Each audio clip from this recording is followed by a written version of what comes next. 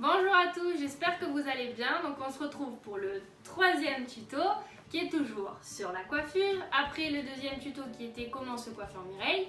Aujourd'hui on va voir comment plisser sa cravate, comment obtenir le bonnet de cravate, mais aussi comment poser le dessus de coiffe pour le ruban et comment poser ce fameux ruban d'arlésienne.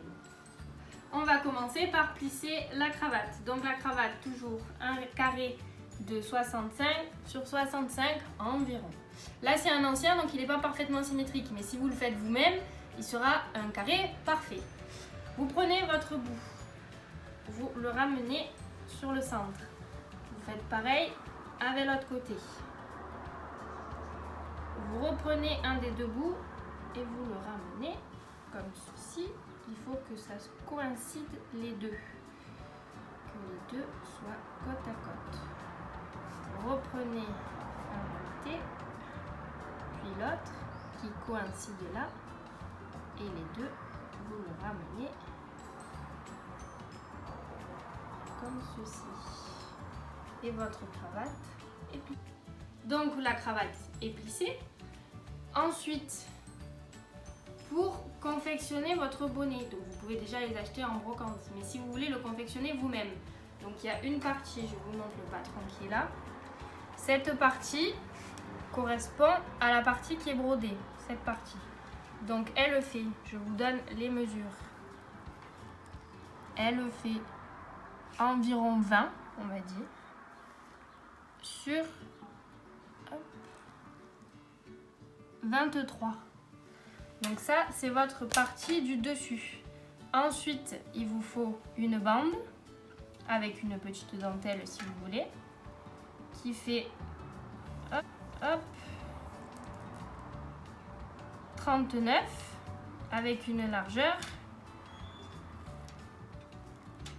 de 6 à peu près. Vous allez prendre cette bande et vous allez la coudre tout autour. Mais avant, il faut que vous fronciez cette partie de la partie qui est toute ovale, enfin arrondie. Quand ça sera froncé, vous prendrez votre bande et vous la coudrez de ce côté jusqu'à l'autre côté. Comme il sera froncé, vous aurez cette bande ira bien des deux côtés. Ensuite, ça, donc c'est un modèle classique de base, mais si vous voulez prendre l'exemple de ce modèle qui est plutôt ancien, si vous voulez mettre les lacets comme j'avais montré dans la première vidéo, il faudra que vous rallongiez un tout petit peu la longueur du patron pour pouvoir faire un petit collet pour mettre votre lacet. Après la Mireille, donc on va passer à l'arlésienne. Déjà, juste pour que vous voyez un peu la différence, là, le patron que je vous ai montré, il est en coton. Ça, c'est en mousseline, comme la cravate ici qui est en mousseline. Et là, le dessus de coiffe que je vais mettre pour le ruban, il est en tulle brodé. Il est simple parce que je vais le mettre en ruban bleu marine. Donc je vous redonne les dimensions, c'est 25 sur 30. Après là, il est un peu plus grand, mais c'est environ, c'est pas exactement comme ça. Donc là, vous voyez que c'est juste un rectangle. Donc il va falloir prendre une petite épingle à nourrice et il va falloir que vous la passiez dans le tulle pour que ça fasse un effet froncé comme ça. Donc je vous montre. Il faut toujours commencer avec l'épingle à nourrice à l'intérieur. Ça veut dire que là, quand je vais planter mon épingle à nourrice, mon pli, il est là. Je ne peux pas commencer comme ça. Parce que quand vous allez le poser sur le bord de votre peigne, vous allez avoir la lisière là. Donc il faut que toujours commencer comme ça. Et après, vous avez juste à passer votre épingle à nourrice dans le tulle.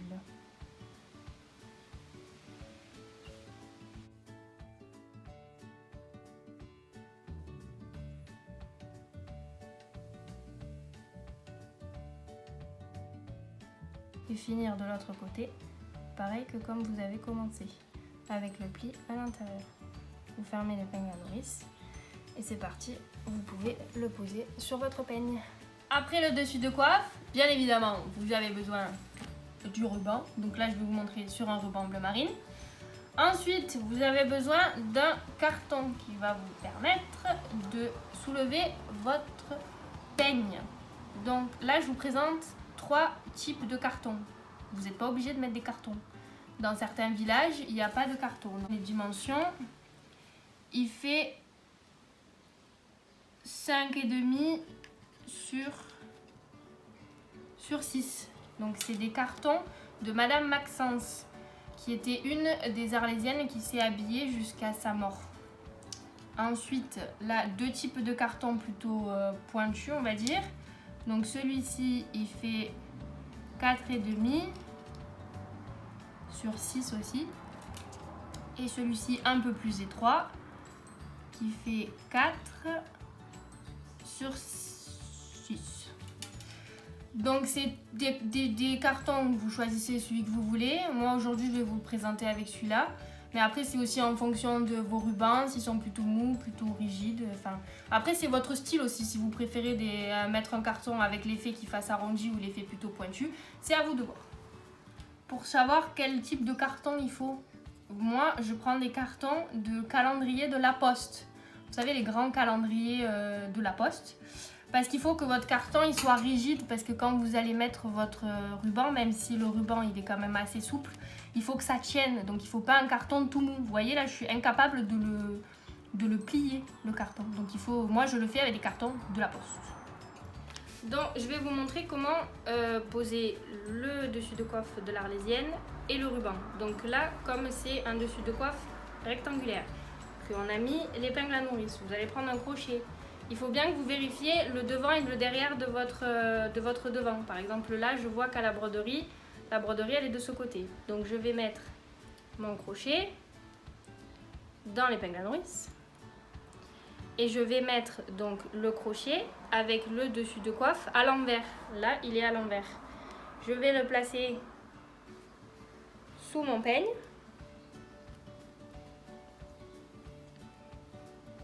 Donc là, il est bien à l'envers.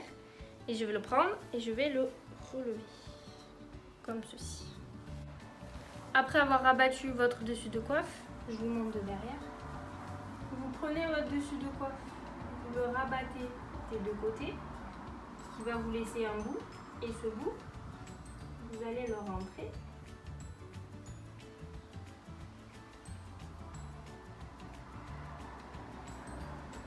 Et là, mettre une épingle. Là, je viens de vous montrer comment moi je pose le dessus de coiffe. Après, je vais vous dire 2 autres techniques. Donc moi, je le fais avec l'épingle à nourrice, le crochet devant et une épingle derrière blanche. Vous pouvez aussi faire l'épingle à nourrice devant avec le crochet et la même chose derrière, et vous, à la place de l'épingle que j'ai rentrée dans mon bandeau, mettre le crochet dans votre bandeau. Et ensuite, vous pouvez aussi mettre l'épingle à nourrice avec le crochet et derrière, à la place de l'épingle blanche, mettre directement un crochet sans mettre l'épingle à nourrice. Cependant, je vous le déconseille, mais vous pouvez le faire parce que le diamètre des crochets est toujours supérieur au trou du tulle, ce qui fait que quand vous allez mettre le crochet, ça va un peu abîmer votre tulle. Après, c'est à vous de trouver votre technique et de vous créer votre propre technique. Moi, je vous montre comment moi je fais. Pour poser du coup le ruban, donc vous le posez bien devant là, qu'il soit bien droit. Vous faites le tour. Et donc là, vous voyez que là on n'est pas du tout à la bonne dimension. Donc après, c'est à vous de voir comment vous le tournez pour avoir une bonne longueur. Il y en a qui le préfèrent plus long. Donc plus long peut-être plus comme ça, la longueur. Et il y en a qui préfèrent plus court. Après, c'est à vous de voir. Après avoir réglé la longueur de son guidon, donc le guidon, c'est bien la partie qui flotte de votre ruban.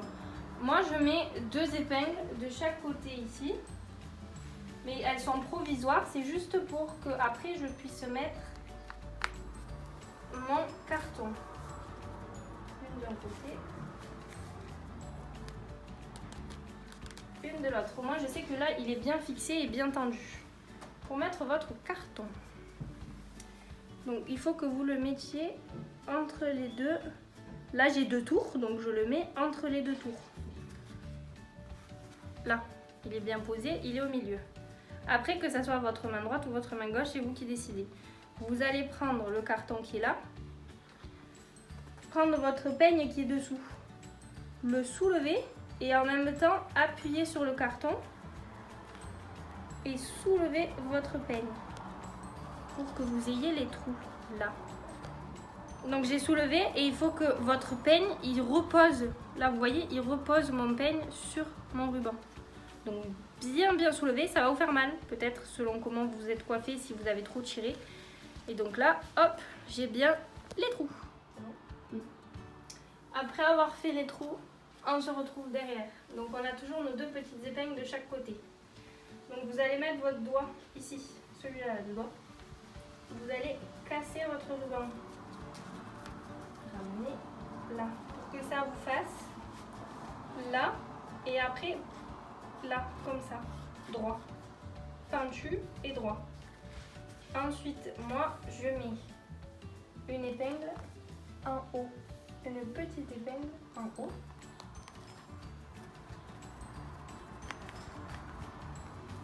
Ensuite, j'enlève une des 2 côtés et je la mets à l'intérieur, là, pour renforcer le côté. Je prends celle qui est de l'autre côté et je vais la mettre dans le pointu qui est là pour que mon ruban tienne droit.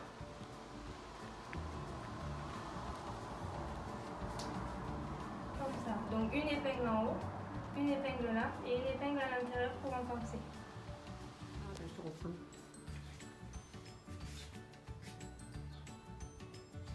Il faut que votre ruban il soit vers le bas, pas droit comme un drapeau.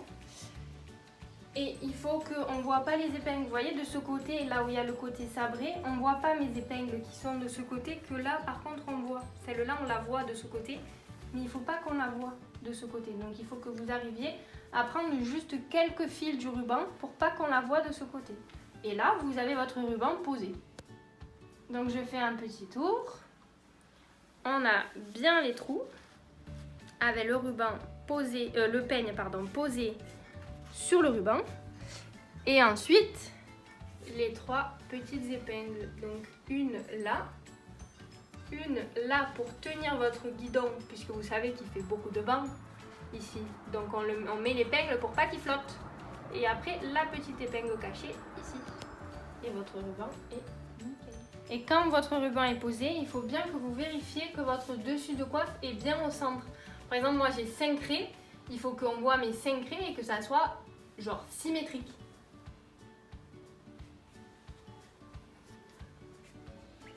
Donc, on a fini ce 3e tuto, j'espère qu'il vous aura plu. La prochaine fois, je vous expliquerai les différences entre le bonnet pour la Mireille en coton, en mousseline et les dessus de coiffe aussi. Donc j'espère que ça vous aura plu et merci de vous abonner et de cliquer sur la cloche. À une prochaine vidéo.